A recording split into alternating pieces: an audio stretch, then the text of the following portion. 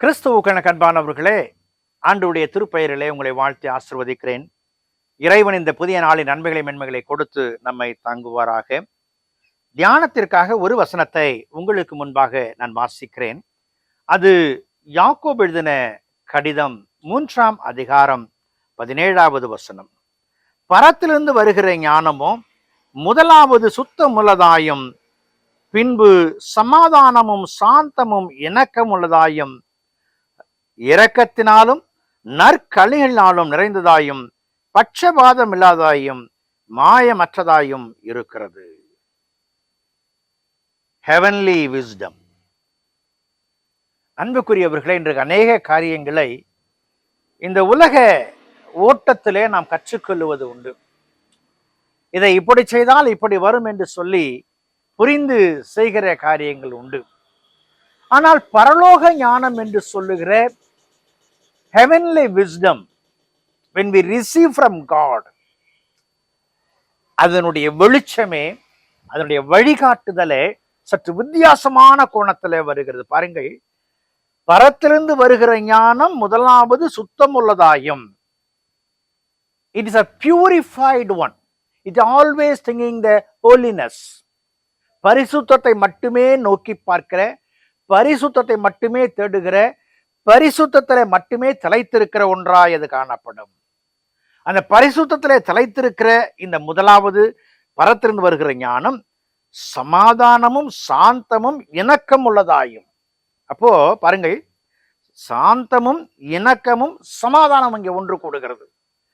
என் ஆண்டவருடைய பிள்ளைகளாய் வருகிற நாம் போருக்கு நிற்கிறவர்கள் அல்ல, போராட்டத்தை எதிர்கொண்டு செய்கிறவர்கள் அல்ல.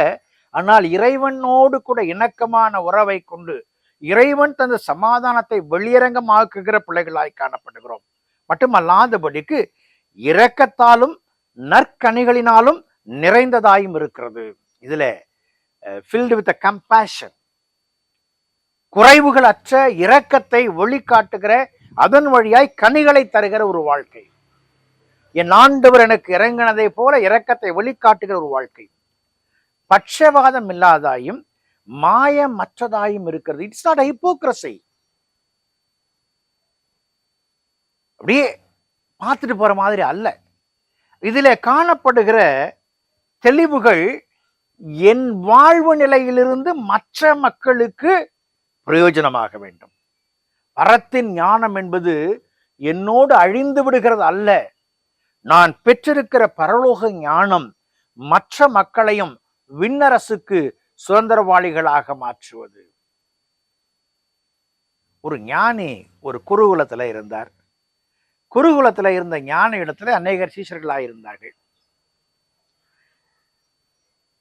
அந்த குருவின் இடத்துல ஒரு சீஷன் அடிக்கடி ஒரு காரியத்தை கேட்டுக்கொண்டிருந்தான். என்ன காரியம் என்று சொன்னால், இந்த விண்ணரசை சுவீகரிப்பதற்கான ஞானத்தை, வழியை எனக்கு கற்றுத்தர வேண்டும் என்று சொல்லி.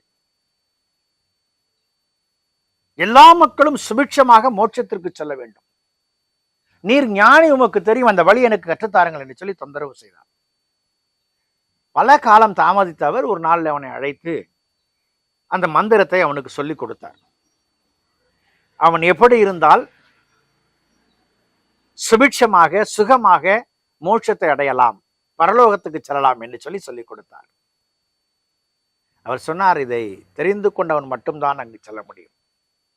ஆனால் உனக்கு ஒரு காரியத்தை சொல்லுகிறேன், இதை நீ மற்றவர்களுக்கு சொன்னால் நீ போக மாட்டாய், யாருக்கு சொன்னாயோ அவர்கள் தான் போவார்கள் என்று சொன்னார்.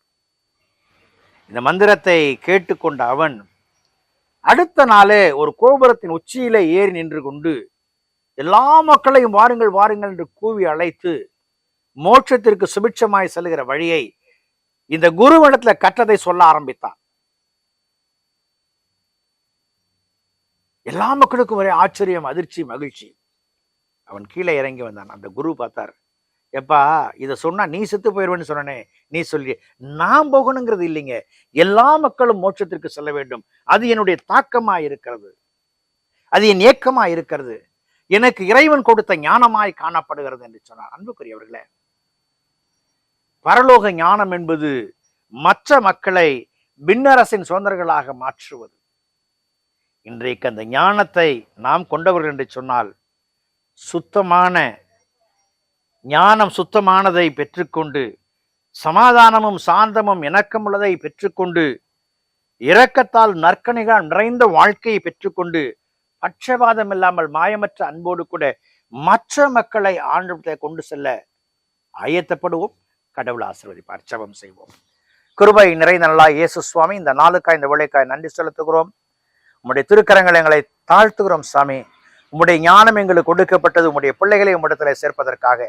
அதை உணர்ந்து அடியெடுத்து வைக்க உதவி செய்யும். இந்த நேரத்தில் ஊழியம் செய்கிற அத்துணை மக்களுக்காக ஜெபிக்கிறோம். அவர்களை ஆசீர்வதியும் உம்முடைய நன்மையால் நிரப்பும். கிறிஸ்து இயேசுவில் ஜெபிக்கிறோம். ஜெபங்கள் பிதாவே, ஆமென்.